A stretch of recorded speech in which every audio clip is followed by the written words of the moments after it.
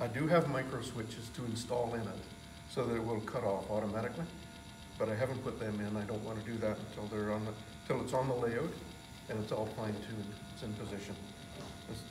The upper one would be okay, but the lower one, I don't know if I'll put it in the bridge or if I'll put it on the far side. But this is the part where the okay, that's vertical position now. Okay.